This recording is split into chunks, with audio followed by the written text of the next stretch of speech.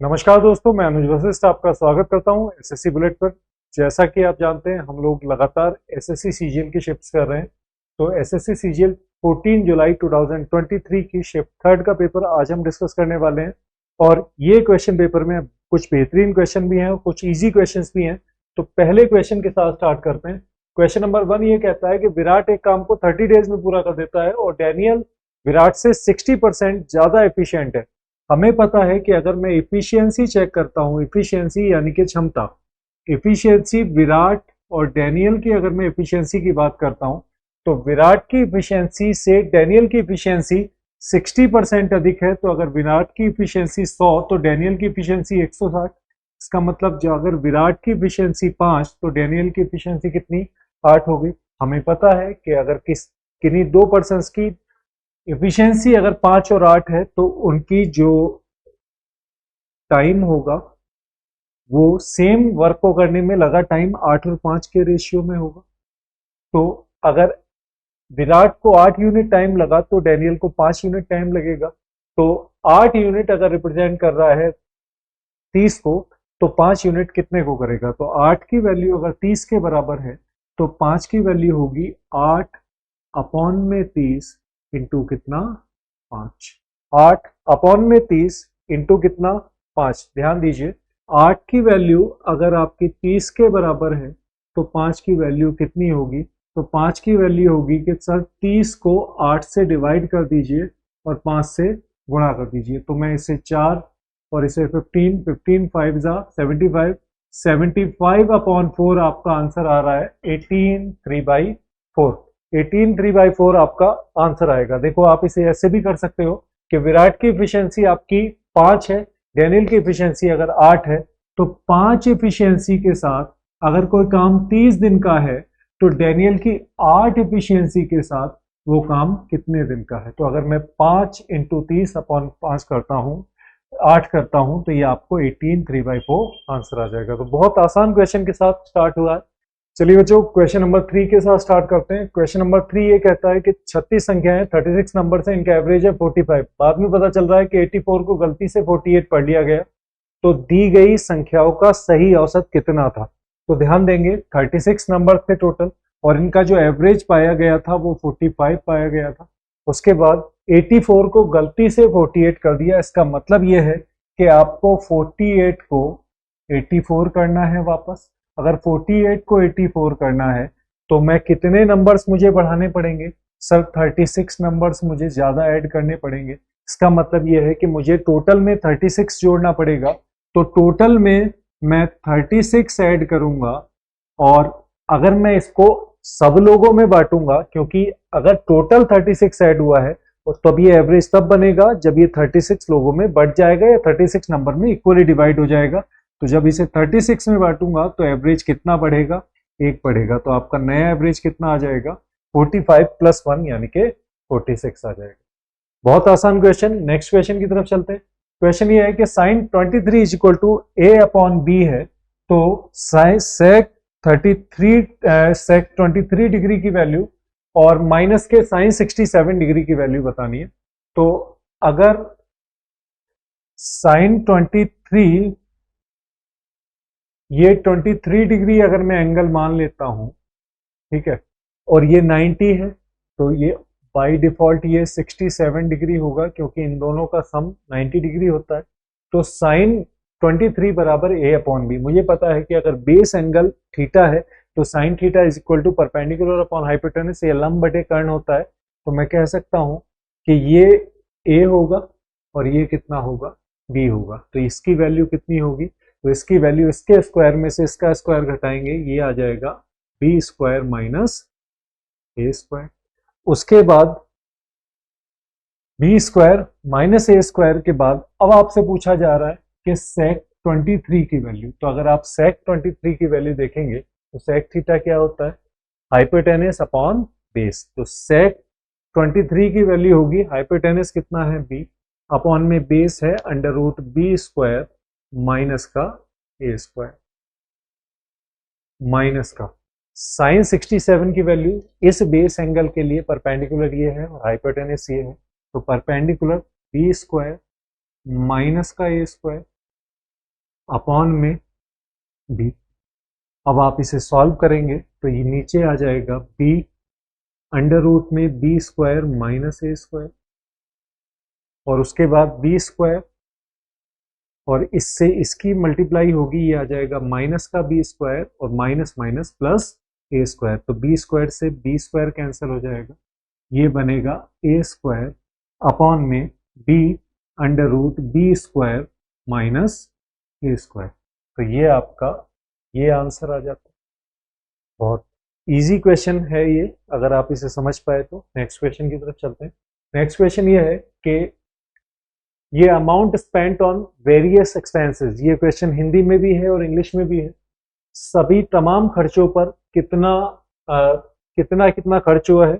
ये नीला वाला जो है वो रेंट का है, ये लाल आपका हेल्थ का है, एजुकेशन आपका ये है, एंटरटेनमेंट ये है, और बाकी इलेक्ट्रिसिटी ये है। तो अगर मैं इसे नेक्स्ट स्लाइड पे देखता हूं तो स्वास्थ्य पर होने वाला व्यय सेम है। स्वास्थ्य पर व्यय कितना है? स्वास्थ्य पर व्यय आपका, स्वास्थ्य का मतलब है ये, स्वास्थ्य पर व्यय है टोटल 15,000, और आउट ऑफ, अगर मैं पूरे सर्किल की बात करूंगा, मुझे पता है कि एक पाई चार्ट या एक पूरा सर्किल 360 डिग्री को रिप्रेजेंट करता है। वो ये कह रहा है कि अगर टोटल खर्चा 360 डिग्री को रिप्रेजेंट करता है तो इस टोटल खर्चे में से 15,000 कितने डिग्री को रिप्रेजेंट करेगा। तो मैं सबसे पहले इनको गिन लेता हूं। सबसे पहले 20,000 प्लस का 15,000, 35, 35 और 8 43, और 2 45 और 5 50, यानी कि टोटल 50,000 का खर्चा। 50,000 किसको रिप्रेजेंट कर रहा है? 50,000 360 डिग्री को रिप्रेजेंट कर रहा है। 50,000 रिप्रेजेंट कर रहा है 360 डिग्री को। 50,000 360 डिग्री को अगर रिप्रेजेंट कर रहा है तो आपसे पूछा जा रहा है कि 15,000 कितने को रिप्रेजेंट करेगा। तो 15,000 कितने को रिप्रेजेंट करेगा? तो 360 डिग्री को किससे डिवाइड कर देंगे? 50,000 से डिवाइड कर देंगे और 15,000 से मल्टीप्लाई कर देंगे। तो सॉल्व करेंगे तो ये कितनी बार जाएगा? इसको 50,000 से मल्टीप्लाई कर देंगे तो ये आपका आ जाएगा कितना? 50,000 नीचे आ गया, इससे ये कैंसिल हो जाएगा, एक जीरो से एक जीरो कैंसिल, 5 से 15 तीन बार कैंसिल हो गया, ये आपका कितना आ गया? 108 डिग्री आ गया। इसका मतलब ये है कि आउट ऑफ टोटल 50,000, अगर 50,000 360 डिग्री को रिप्रेजेंट कर रहा है तो 15,000 आपका 108 डिग्री को रिप्रेजेंट करेगा। इसको आप ऐसे भी चेक कर सकते हो कि टोटल है आपका 50,000 और ये है आपका 15,000।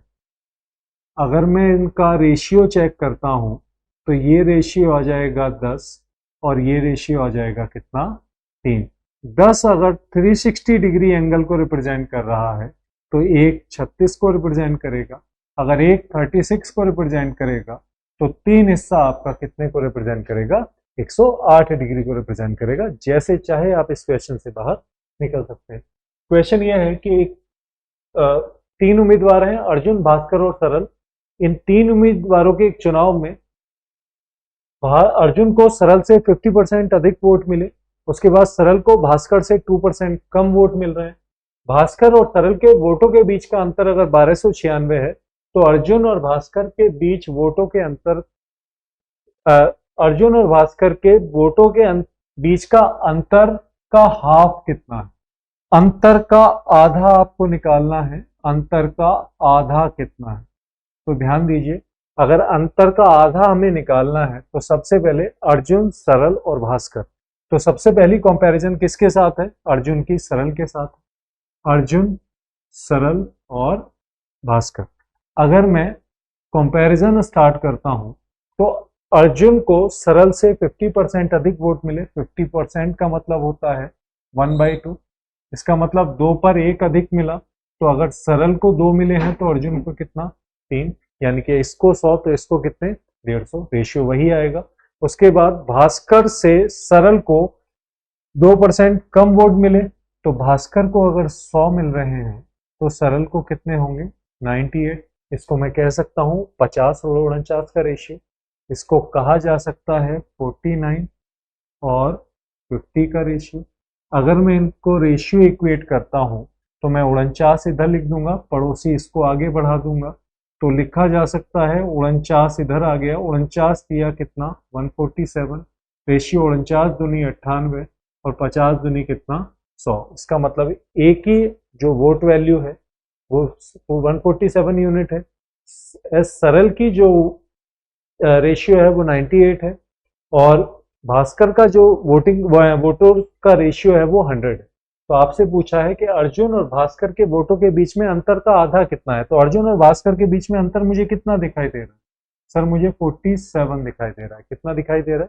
47। तो दो हम इसमें एक चीज कर सकते हैं, वो ये कि 47 से जो भी नंबर इसमें डिवाइड हो रहा है वो मेरा आंसर होगा, और उसके बाद या फिर ऐसा कहा जा सकता है कि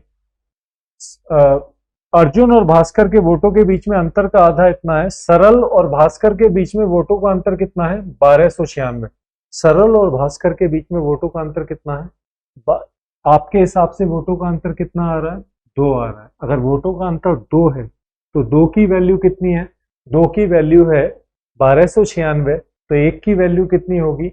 और उसके बाद फिर 47 की वैल्यू कितनी होगी? तो 2 की वैल्यू अगर 1296 है तो 1 की वैल्यू होगी 1296 अपॉन में कितना 2, और 1 की वैल्यू कितनी होगी 1296 अपॉन 2, तो 47 की वैल्यू कितनी होगी इतनी।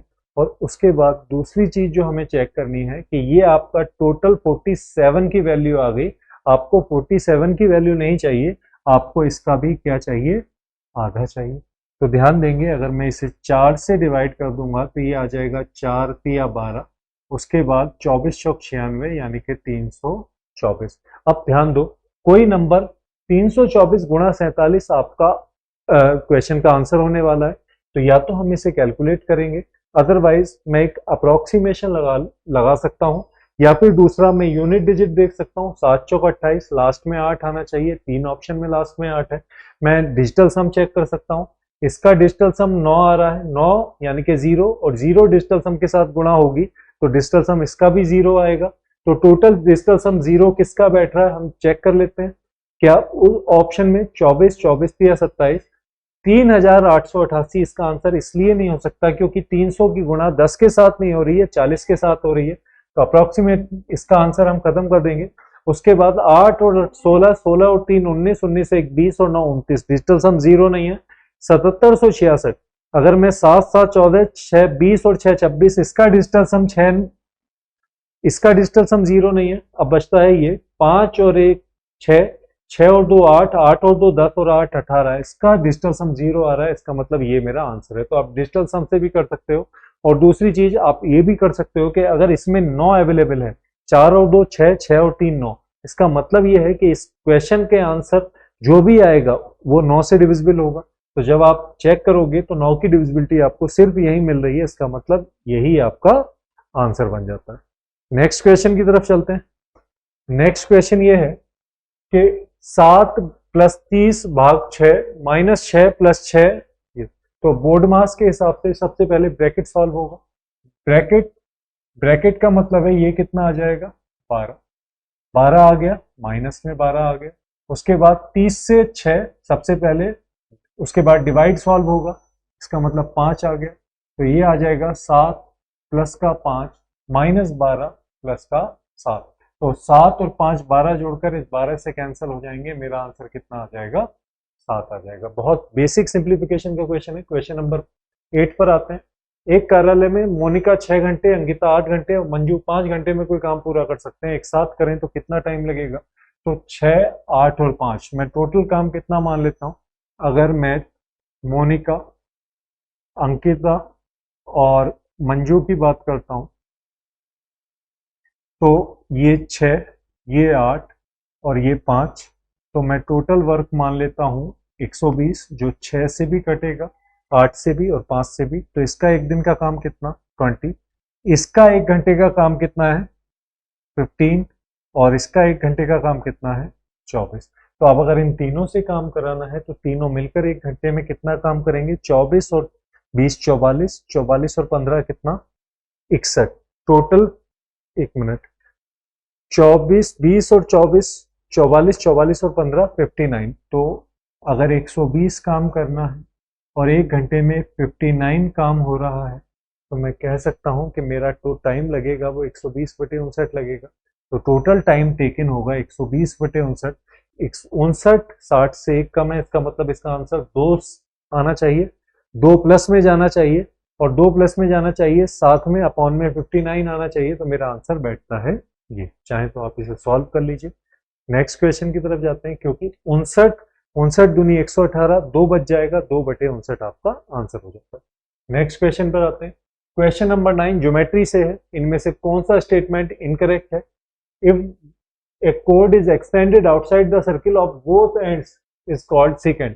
यदि एक जीवा को वृत्त के दोनों सिरों पर आगे बढ़ा दिया जाए तो वो क्या कहलाएगी? सीकेंड कहलाएगी। बहुत देखिए, अगर एक सर्किल में बनाता हूं और इस सर्किल के दोनों एंड्स भी, ये जीवा यहां खत्म हो जाती है, अगर मैं दोनों एंड्स पर आगे बढ़ा देता हूं तो इतना पार्ट मेरा कोड जीवा कहलाता है और ये पार्ट मेरा बढ़ा हुआ पार्ट मेरा सीकेंड कहलाता है। ध्यान दीजिए, ये पूरा सीकेंड कहलाएगा, और अगर मैं इसका स्टार्ट पॉइंट और एंड पॉइंट सर्किल पर रखता हूं तो ये कोड कहलाएगा। चलिए, उसके बाद इसका मतलब यह है कि ये स्टेटमेंट बिल्कुल करेक्ट है। दूसरा, स्पर्श रेखा स्पर्श बिंदु पर वृत्त की त्रिज्या पर लंब होती है। ध्यान दीजिए, इसको भी चेक कर लेते हैं। अगर मैं एक स्पर्श रेखा की बात कर रहा हूं, अगर मैं एक टेंजेंट की बात कर रहा हूं, तो एक टेंजेंट का मतलब यह है कि ये सेंटर पर हमेशा 90 डिग्री बनाएगी, क्योंकि सर्कुलर मोशन हमेशा सेंटर के साथ 90 डिग्री पर होता है। तो जहां भी स्पर्श रेखा, जो भी ये टेंजेंट होगी, ये आपकी क्या है? ये हमारी टेंजेंट या स्पर्श रेखा है। और ये स्पर्श रेखा जहां भी सर्किल से मिलेगी हमेशा सिर्फ एक पॉइंट पर मिलेगी, और उस पॉइंट पर ये सेंटर के साथ या त्रिज्या के साथ हमेशा 90 डिग्री पर होगी। ये बात हमें याद रखनी है। नेक्स्ट क्वेश्चन की, नेक्स्ट पार्ट की तरफ आते हैं। इसका मतलब ये है कि ये भी आपका करेक्ट है, ये भी आपका करेक्ट है। वह रेखा जो वृत्त के दोनों अलग अलग बिंदुओं को काटती है वो स्पर्श रेखा कहलाती है। A line which intersects the distinct point of a circle is called tangent. इसका मतलब टेंजेंट है तो इंटरसेक्ट नहीं करेगी, इंटरसेक्ट कर रही है तो टेंजेंट नहीं होगी। इसका मतलब यही मेरा आंसर है, क्योंकि ये मुझे कॉन्सेप्चुअली गलत दिखाई दे रहा है। क्वेश्चन नंबर ऑप्शन नंबर 4 ये है कि टेंजेंट सर्किल को एक पॉइंट पर टच करती है। हाँ जी, बिल्कुल एक पॉइंट पर टच करती है। तो ये बाकी के 3 स्टेटमेंट टेंजेंट के ऊपर है, एक स्टेटमेंट सीकेंड की इंफॉर्मेशन के ऊपर है। अगर हमें करेक्टली ये चीज पता है तो हम इस क्वेश्चन को जीएस के क्वेश्चन की तरह सेकंड्स में क्लिक करके आगे बढ़ सकते हैं। तो इस क्वेश्चन का आंसर होगा 3, क्योंकि यहां इनकरेक्ट पूछ रहा है। नेक्स्ट क्वेश्चन की तरफ चलते हैं। नेक्स्ट क्वेश्चन ये है कि ए की दक्षता बी की तुलना में दुगनी है। ए एक दिन में केवल 8 घंटे काम कर रहा है, ठीक है। अगर मैं ए की बात करता हूं और ए के साथ बी की बात करता हूं, ए की दक्षता बी की दक्षता की तुलना में दुगनी है, इसका मतलब मुझे इतनी बात पता होनी चाहिए कि एफिशिएंसी इनटू टाइम, अगर मैं क्षमता इनटू समय कर दूं तो मेरा टोटल वर्क होता है। मैं 2 क्षमता से काम कर रहा हूं, या मैं 2 चारपाई रोज बना सकता हूं, और मैं 8 दिन काम करता हूं तो 2 गुणा 8, मैं 8 दिन में 16 चारपाई बना सकता हूं। तो इस तरह से efficiency into time is equal to क्या होगा? वर्क होगा। तो ए और बी की अगर मैं बात कर रहा हूं तो ए की एफिशिएंसी बी से दुगनी, तो अगर ए की एफिशिएंसी 1 है, बी की एफिशिएंसी 1 है तो ए की एफिशिएंसी कितनी होगी? 2 होगी। दोनों की एफिशिएंसी की कंपैरिजन कर ली। अब अगर मैं दोनों के टाइम की कंपैरिजन करता हूं तो ए एक दिन में 8 काम करता है और बी एक दिन में 16 घंटे काम करता है। ए एक दिन में 8 घंटे काम कर रहा है और बी एक दिन में कितने घंटे काम कर रहा है? 12 घंटे काम कर रहा है। इसका मतलब ये है कि ए 16 काम रोज करेगा और बी कितना करेगा? 12 काम रोज करेगा। तो अगर 16 काम रोज करके किसी काम को 12 दिन में पूरा कर रहा है, अगर 16 काम रोज करके कोई काम 12 दिन में पूरा हो रहा है, तो बी 12 काम रोज करके उस काम को कितने दिन में पूरा करेगा? तो 12 से 12 कैंसल आउट कर देंगे। इसका मतलब ये है कि number of days taken by B is 16। तो बहुत आसान क्वेश्चन। नेक्स्ट क्वेश्चन की तरफ चलते हैं। पी और क्यू एक साथ वृत्ताकार ट्रैक के चारों ओर एक ही बिंदु से दौड़ना स्टार्ट करते हैं। पी 6 मीटर पर सेकंड की स्पीड से दौड़ता है और क्यू बी मीटर पर सेकंड की स्पीड से दौड़ता है यदि वृत्ताकार पथ पर ठीक दो बिंदुओं पर एक दूसरे को काटते हैं। ध्यान देंगे, अगर वृत्ताकार पथ पर दो बिंदुओं पर एक दूसरे को काट रहे हैं, इसका मतलब यह है कि दो लोग अगर दौड़ रहे हैं, इसको अगर मैं आपको इस तरह से समझाऊं कि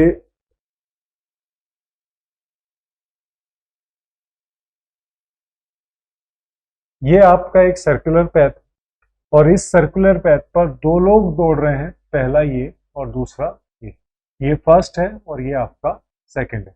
तो अगर एक की स्पीड दूसरे से दुगनी नहीं होगी या फिर अगर या तो ये दोनों साथ साथ चलते हुए यहां मिलेंगे या फिर अगर फर्स्ट सेकंड को रास्ते में ही कहीं काटेगा और एक चक्कर से पहले काट रहा है, तो इसका मतलब ये है कि सेकंड के चक्कर पूरा करने से पहले फर्स्ट अपना पूरा राउंड पूरा करके दोबारा से राउंड पर आ गया और दोबारा से उसने इसको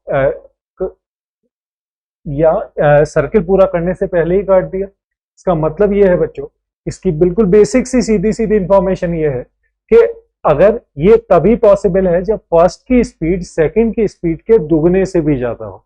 अब दुगने की स्पीड का मतलब ये है कि जितना समय इसे, अगर मैं फर्स्ट और सेकंड की स्पीड का रेशियो 1 और 2 ले लेता हूं, अगर इनकी स्पीड का रेशियो अगर मैं इनकी स्पीड का रेशियो फर्स्ट और सेकंड की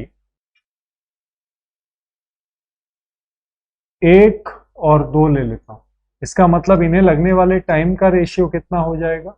इन्हें लगने वाले टाइम का रेशियो हो जाएगा 1 और 2। इसका मतलब सेकंड वाला जो टाइम में इस सर्किल पूरा कर रहा है, फर्स्ट वाले ने एक टाइम में पहले पूरा कर लिया, उसके बाद फिर दूसरे यूनिट टाइम में उसने फिर दोबारा से, इसका मतलब पहले यहां मिल गया।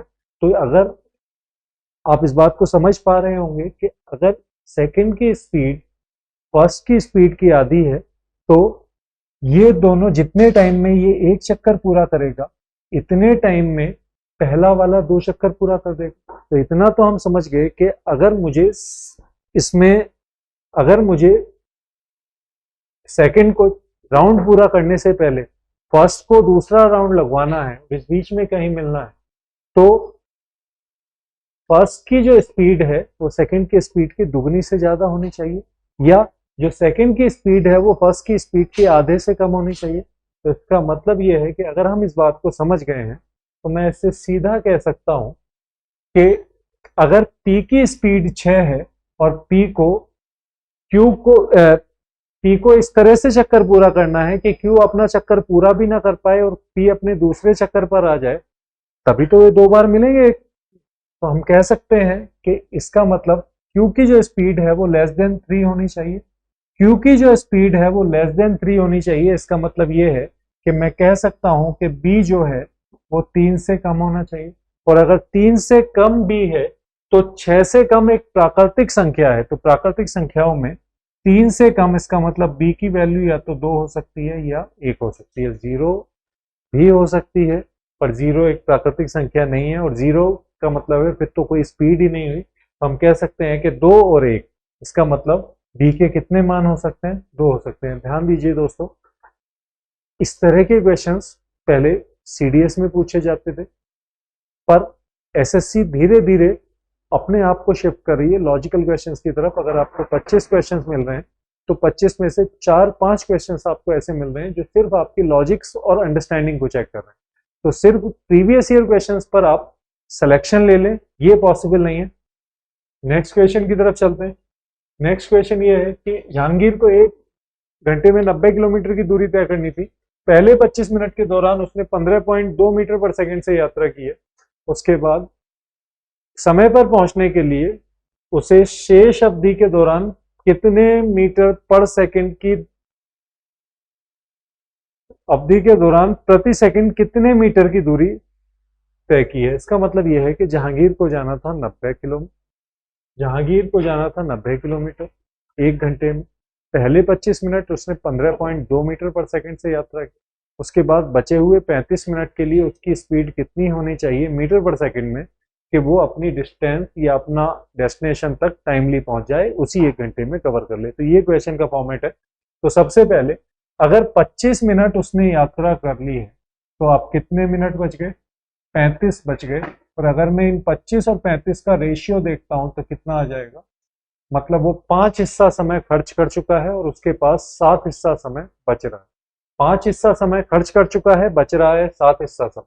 तो मुझे पता है कि डिस्टेंस कवर्ड जो होता है वो क्या होता है, speed into time. Distance covered is equal to speed into time. तो पहले सपोज 5 हिस्सा समय 7 हिस्सा समय, तो टोटल कितने हिस्से समय थे उसके पास, 12 हिस्से समय था। अब 12 हिस्सा समय उसके पास था और 90 किलोमीटर की दूरी अगर 1 घंटे में कवर करनी है तो इसका मतलब ये हो गया कि 90 किलोमीटर पर आवर हो गया। और 90 किलोमीटर पर आवर को 5/18 से अगर मैं गुणा कर दूं तो कितना आ जाएगा, 25 आ जाएगा। तो इसका मतलब ये है कि 12 यूनिट टाइम में उसे 25 मीटर की एवरेज स्पीड रखनी थी। मैं देखिए टाइम को मैं 5, 7 और 12 में ले लेता हूं और जो स्पीड को मैं हर एक स्पीड को मीटर पर सेकंड में लेता हूं, क्योंकि स्पीड मुझे मीटर पर सेकंड में आंसर चाहिए। तो 12 टोटल 12 टाइम के लिए जो एवरेज स्पीड मुझे रखनी है वो 25 रखनी है। 5 टाइम के लिए मेरी एवरेज स्पीड 15.2 है, तो 7 टाइम के लिए मेरी एवरेज स्पीड कितनी होगी ये मुझे ध्यान लेना है। तो 25 गुणा 12 आपका कितना आ जाएगा बच्चों, 300 आ जाएगा। 12 गुणा 15 पंजे 75 और 0.2 गुणा 5 1, यानी कि 15, ये आपका 76 आ जाएगा और 76 आपका इधर कैंसिल हो जाना। तो ये आपका 7 इंटू एस आ जाएगा। तो ये आपका कितना बनेगा, 224 बन जाना। तो 224 अपॉन में एस आपकी स्पीड आ जाएगी जो रिक्वायर्ड स्पीड है। तो 7 तिया 21, 1 बचा 14, 7 गुने 14, इसका मतलब जो एवरेज स्पीड आपकी बनती है वो 32 मीटर पर सेकंड बनती है। बहुत आसान सवाल है, इसे आप इस तरह से बड़े आराम से कर सकते हैं। नेक्स्ट क्वेश्चन की तरफ चलते हैं। नेक्स्ट क्वेश्चन ये है, एक व्यापारी अपना माल लागत मूल्य पर बेचने का दावा करता है और 1 किलोग्राम की जगह 950 ग्राम वजन का उपयोग करता है, तो उसका लाभ प्रतिशत कितना होगा, उसका प्रॉफिट परसेंटेज कितना। ध्यान दीजिए, दुकानदार की जेब से कितना सामान गया, 950। ग्राहक को पता है कि 1000 ग्राम मिल रहा है तो ग्राहक 1000 ग्राम के पैसे देगा। तो अगर वो लागत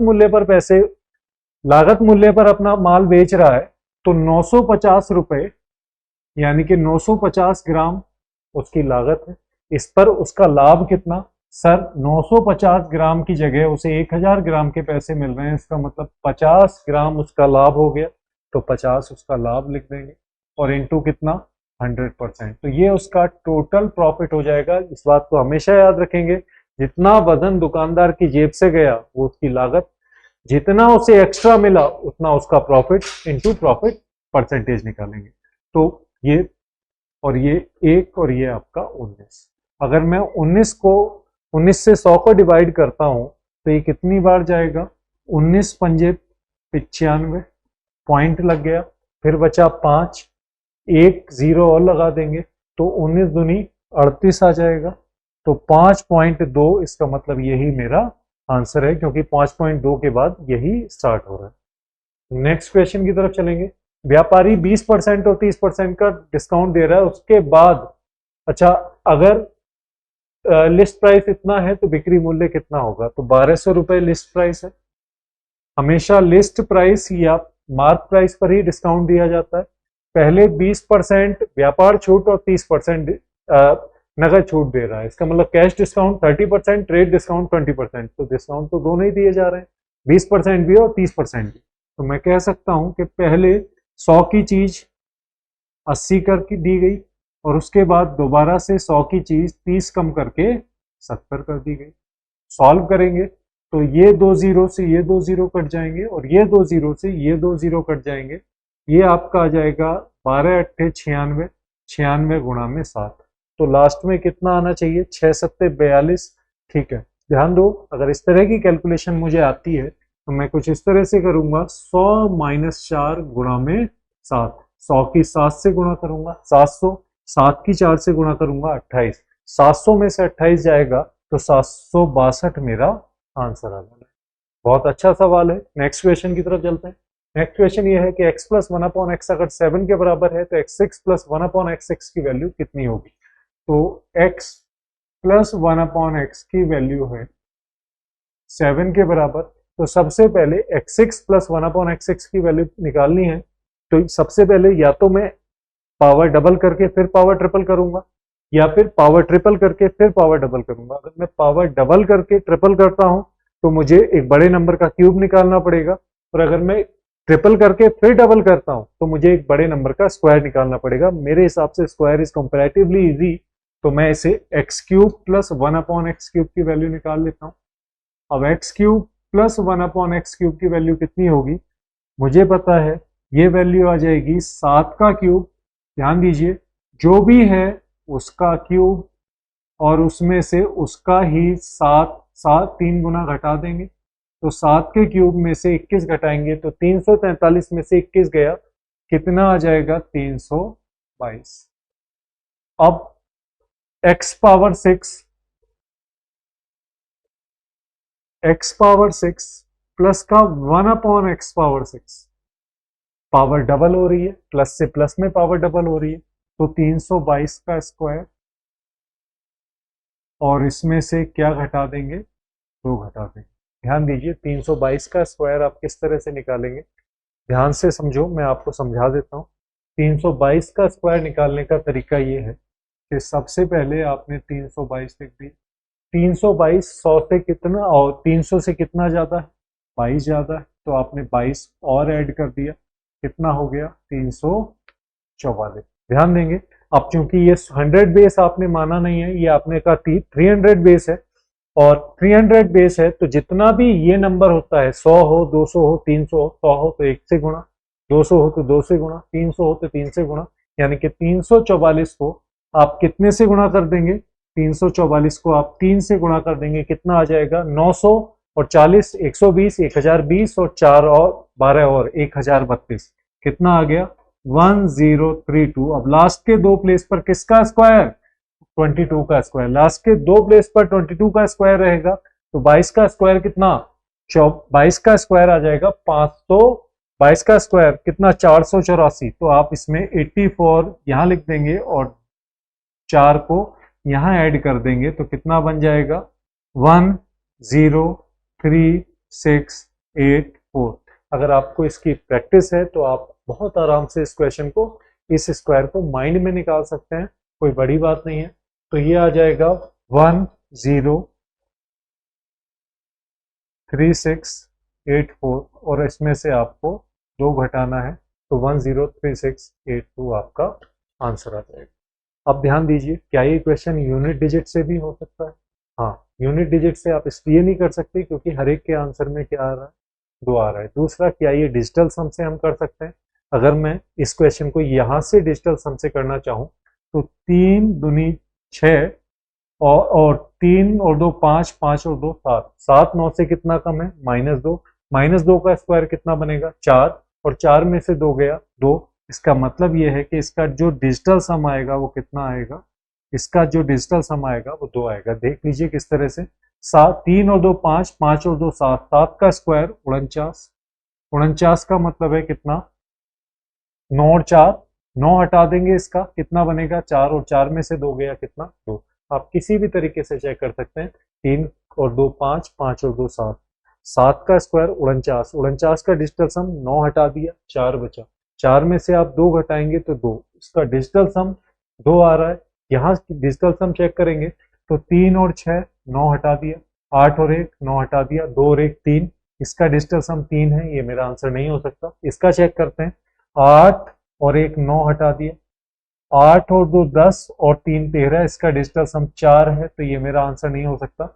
1 और 3 4, या 6 और 8 9 हटा दिया, और उसके बाद 8 और 1 9, और उसके बाद फिर ये बचता है आपका 2, तो इसका डिजिटल सम भी कितना है 2, आपका डिजिटल सम 2 जगह आ रहा है, तो इसका मतलब ये है कि आप इस क्वेश्चन को सॉल्व करके ही निकालेंगे।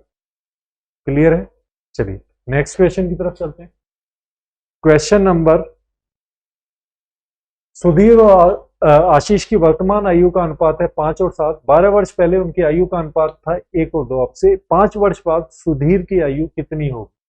ध्यान देंगे एक बात कि अगर सुधीर और आशीष की आयु, तो सुधीर की आयु आज जो है वो 5:7 में है। इसका मतलब ये है कि सुधीर की आज की जो एज है वो 5 रेशियो में है। तो अगर आपसे कहा जाए कि 12 वर्ष पहले उनकी आयु का अनुपात 1:2 था, तो अब से 5 वर्ष बाद सुधीर की आयु कितनी होगी? तो सबसे पहले आप रेशियो चेक कर लीजिए, सुधीर और आशीष। टुडे उनकी एज का रेशियो कितना है? 5:7।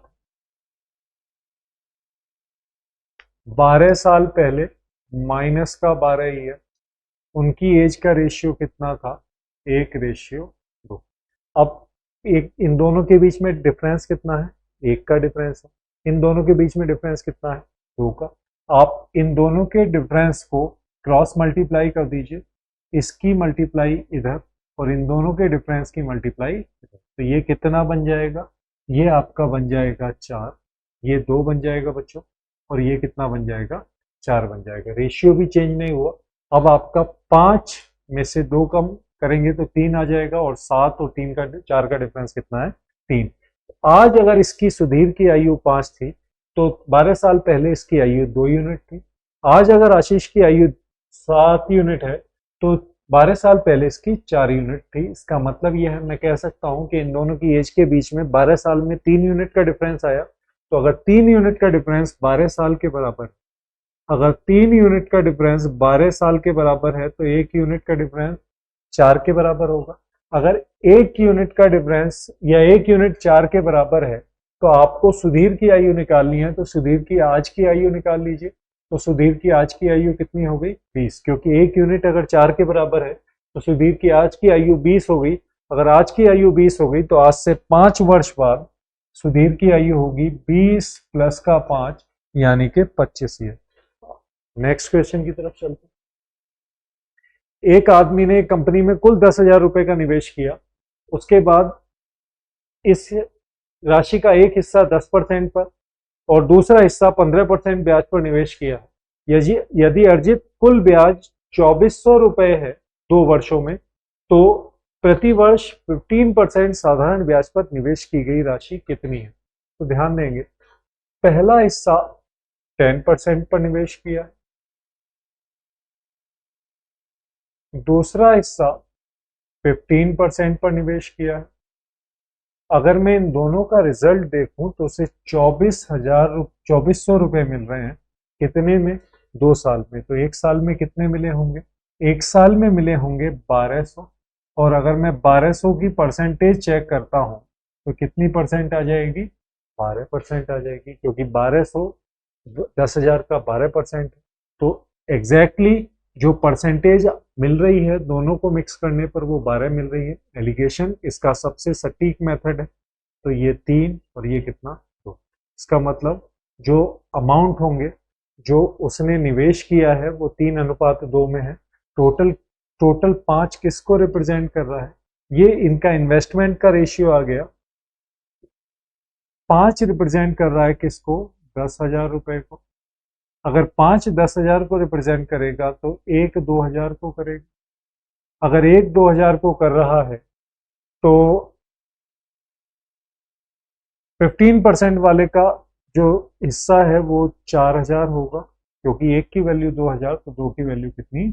4,000। चलिए नेक्स्ट क्वेश्चन की तरफ चलते हैं। नेक्स्ट क्वेश्चन ये है कि ए बी केंद्र O वाले वृत्त का व्यास है। P वृत्त पर एक बिंदु है। यदि कोण AOP अगर 95 डिग्री है, तो कोण OBP कितना बनेगा? ध्यान दो, सबसे पहले हम एक सर्किल बना लेते हैं। इस सर्किल में O सेंटर हो गया।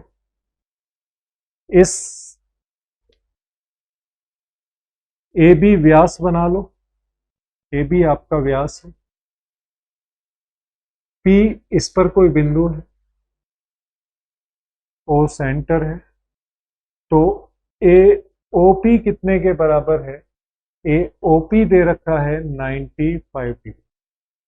अब आपसे पूछ रहा है कि ओ बी पी कितना बनेगा, ओ बी पी कितना बनेगा।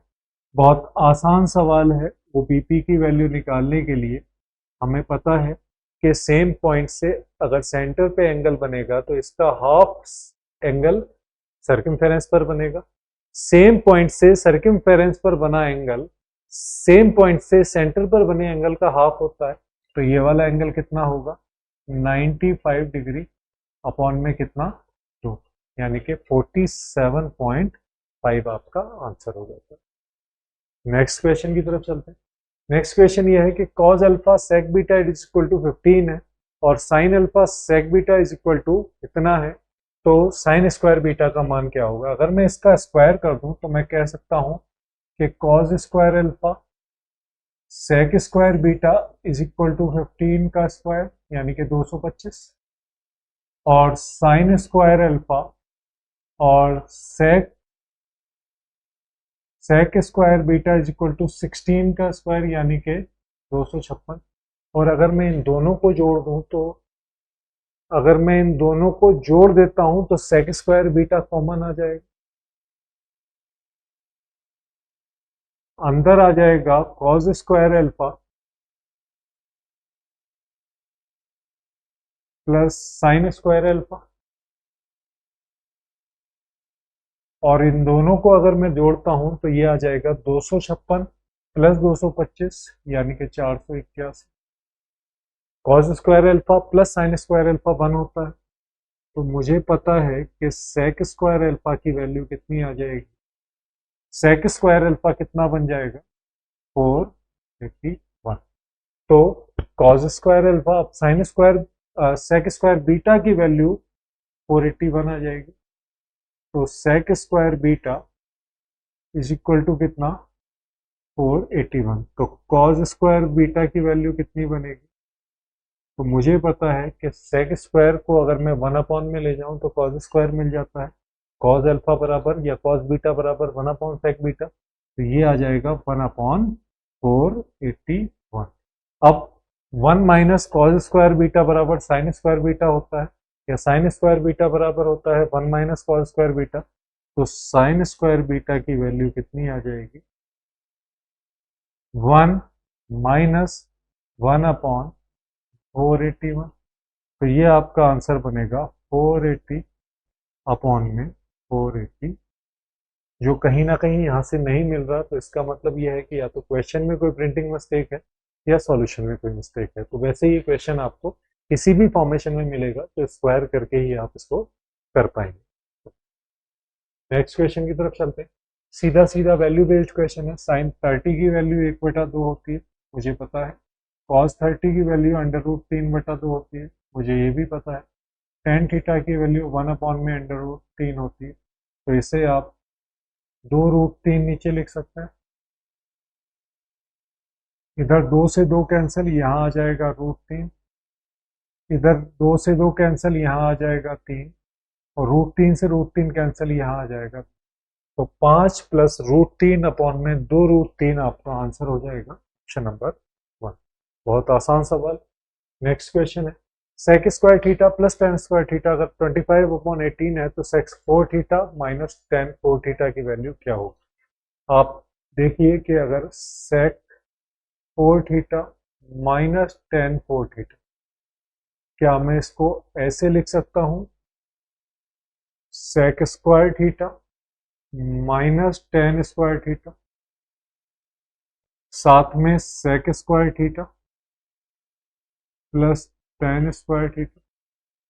पावर आधी करके एक बार जोड़ दिया, एक बार घटा दिया, पावर आधी की, एक बार जोड़ा, एक बार घटा दिया।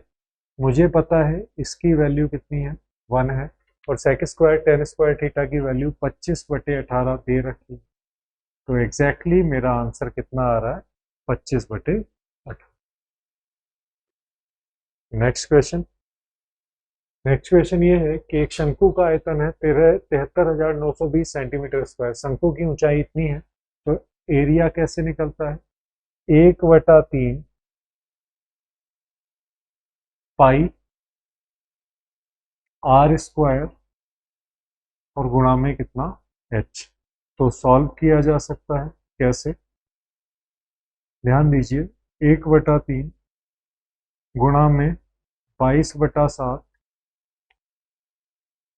गुणा में आर स्क्वायर गुणा में 160 इज इक्वल टू कितना है? 73,920। तो मैं इसे 11 से भी उड़ा सकता हूँ। एक जीरो से एक जीरो कर दिया, 16 चौक 64, 7 बचा, 9 बच रहा है, 16 छम 96, 16 दूनी 32 आ गया। उसके बाद 22 से काट दिया तो 22 दूनी 44, 22 कम 22। उसके बाद फिर आर स्क्वायर बराबर आ जाएगा 21, तो ये है, और 7 या 21 और पहुंच गया। इसका मतलब अगर आर स्क्वायर 21 गुणा 21 है तो आर की वैल्यू कितने के बराबर होगी? 21 के बराबर होगी। समझ पाए? नेक्स्ट क्वेश्चन की तरफ चलते हैं। नेक्स्ट क्वेश्चन ये है, ए और बी के पास कुछ टॉफियां हैं। ए बी को एक टॉफी दे देता है तो उनके पास बराबर संख्याओं में टॉफी है। इसका मतलब ये है कि ए और बी के बीच में जो टॉफियों का डिफरेंस है वो 2 टॉफी का है। इसका मतलब अगर ए के पास n टॉफी है तो बी के पास n+2 टॉफी है। तो अगर मैं कहूँ कि या तो दोनों इवन नंबर होंगे या दोनों क्या होंगे? ऑड नंबर होंगे। अगर इवन नंबर होंगे तो भी अगर इवन नंबर होंगे तो भी दोनों का जोड़ इवन है, अगर ऑड नंबर होंगे तो भी दोनों का जोड़ इवन है। तो इसका मतलब ये है कि 15 टॉफी तो नहीं हो सकती। अगर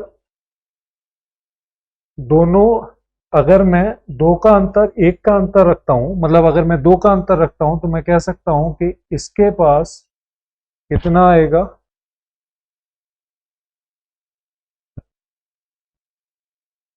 5, तो ये कितना? 7। अगर इसने इसे 1 दे दी तो कितना बनेगा? बराबर हो गया। और ये इसे 1 दे दे तो 4 और 8 हो जाएगा, यानी कि डबल हो जाएगा। इसका मतलब 12 ही आपका आंसर है। देखो, अगर मैं ए के पास 5 टॉपी कर देता हूँ, बी के पास 7 टॉपी कर देता हूँ। पहला केस, बी ए को 5 टॉपी दे रहा है। यदि चलो ए के पास आप 7 कर दीजिए और बी के पास 5 टॉपी कर दीजिए। अगर ए बी को 1 टॉपी दे देता है तो इसके पास भी 6 हो जाएंगी और इसके पास भी कितनी हो जाएंगी? 6 हो जाएंगी। तो दोनों बराबर हो गए। दूसरा केस ये कहा जा रहा है कि अगर ये 7 है, ये 5 है, अगर ये इसे 1 टॉफी दे दे तो मैं कह सकता हूं कि इधर 8 हो जाएंगी और इधर कितनी हो जाएंगी? 4। तो डबल हो गई। तो इसका मतलब 12 ही आपका आंसर है। बहुत आसान सवाल था। IIT Delhi, IIT Kanpur, IIT Mumbai, Chennai ये शो कर रहा है आपके डाटा को, तो इसको पढ़ने की कोई खास जरूरत नहीं है। आप डाटा से ही इस क्वेश्चन का आंसर निकाल सकते हैं। जैसे आईआईटी मुंबई में अगर आईआईटी चेन्नई से 20% कम स्टूडेंट्स हैं तो आपको बताना है कि आईआईटी मुंबई में स्टूडेंट्स कितने हैं। तो टोटल नंबर ऑफ स्टूडेंट्स अगर मुझे पता चल जाए तो टोटल नंबर ऑफ स्टूडेंट्स हैं 2080। इसमें से डाटा किस किस का दे रखा है? 430, 350 और 400। टोटल कितने हो गए? टोटल बने 400, 300, 700, 1100, 1180। अगर 1180 इसमें से हटा दूं तो इसमें से अगर मैं 1180 टोटल हटा देता हूं तो आईआईटी चेन्नई और आईआईटी मुंबई के पास 900 स्टूडेंट्स हैं। 900 स्टूडेंट्स में मुंबई के पास चेन्नई से 20% लेस है, तो मुंबई के पास चेन्नई से 20% लेस है। तो अगर इसके पास 100 होंगे तो इसके पास कितने होंगे? 80। इसके पास 5 होंगे तो इसके पास कितने होंगे? 4। अगर टोटल 900 को रिप्रेजेंट कर रहा है तो 4 कितने को करेगा? 400 को रिप्रेजेंट करेगा। इसका मतलब आईआईटी मुंबई में टोटल स्टूडेंट्स कितने हैं? 400 है। ध्यान दीजिए, इस डाटा में डिफरेंट टाइप के क्वेश्चन पूछे जा सकते हैं, आपसे सिर्फ एक पूछा गया है। नेक्स्ट क्वेश्चन की तरफ चलते हैं। नेक्स्ट क्वेश्चन, यही क्वेश्चन आपका हिंदी में लिखा हुआ है, इसको आप आराम से पढ़ सकते हैं और क्वेश्चन उठा सकते हैं। नेक्स्ट क्वेश्चन है क्वेश्चन नंबर 25, 85 अपॉन में 34। इसको सॉल्व करना है तो मैं करना स्टार्ट कर देता हूँ। ये आ जाएगा 17 पंजे 85 और ये आ जाएगा 17 दूनी 34। उसके बाद 1/18 मैंने ऐसे ही ले लिया। फिर डिवीजन सॉल्व होगा तो 46 का मतलब है 23 का पहाड़ा 2 बार और 69 पर 23 का पहाड़ा 3 बार। ये आपका 1 आ जाएगा और ये आपका 5 आ जाएगा। मुझे पता है माइनस का ये और ये। जब मैं इसे सॉल्व करूंगा तो 2/3 भाग में 1/5, तो यानी कि 2/3 तो रहेगा ही रहेगा। और 1/5 को आप 5 ऊपर ले जाएंगे, ये 5 ऊपर आ गया। फिर माइनस का आ गया 86, 43 दूनी और 43 तिया। बेसिक बड़े बड़े नंबर के सिर्फ 2 और 3 पे कैलकुलेशन के ऊपर ये गेम चल रहा है। 2/3 और साथ में 91 और 14, तो 7 दूनी 14 और 7 गुणा 13। 2 से 2 कट जाएगा तो ये आपका आ जाएगा 13/3। ठीक है, चलिए। और उसके बाद ऑफ, ऑफ का मतलब है गुणा। और अगर मैं 112 9 से काटता हूँ 4 बार, 4 से 9 बार, तो 4 दूनी 8 और 4 अट्ठे 32, तो 28/9 आपका ये हो गया। सॉल्व करेंगे तो 5/36 आप ये बना। 5/36 माइनस का 10/3 माइनस का 13/3, तो कितना बन जाएगा? ये आपका हो जाएगा कितना? 10/3 में से 13/3 घटाएंगे तो माइनस का 3/3 आ जाएगा। और माइनस का 3/3 किसको रिप्रेजेंट करेगा? माइनस का 1 को रिप्रेजेंट करेगा। गुणा में 28/9, तो माइनस माइनस प्लस, तो मैं कह सकता हूं ये बनेगा 5/36 और प्लस का 28/9। अगर मैं इसको भी 36 बना लूं तो इसको 12 बनाऊंगा। अगर इसको 36 बनाता हूं तो इसको 12 बनाऊंगा। तो अगर मैं इसको 36 ले लेता हूं टोटल, तो कितना आ जाएगा? ये 5 और ये कितना? 28 शॉक 112, तो 117/36 आपका आंसर बनेगा। 117 अपॉन में 36। अगर 117 अपॉन में 36 है तो 36 थ्रीजा कितना? 36 थ्रीजा बनेगा 108। 36 थ्रीजा कितना है? 108 बनेगा। और 108 के बाद कितना बच गया? 9 बच गया। तो 36 थ्रीजा 108, उसके बाद 9/36, और इसको आप लिख सकते हो 1/4। तो यानी कि 3 सही 1/4 आपका आंसर। बहुत अच्छा कैलकुलेटिव क्वेश्चन है। इसके साथ ही मैं इजाज़त लेना चाहूँगा। धन्यवाद।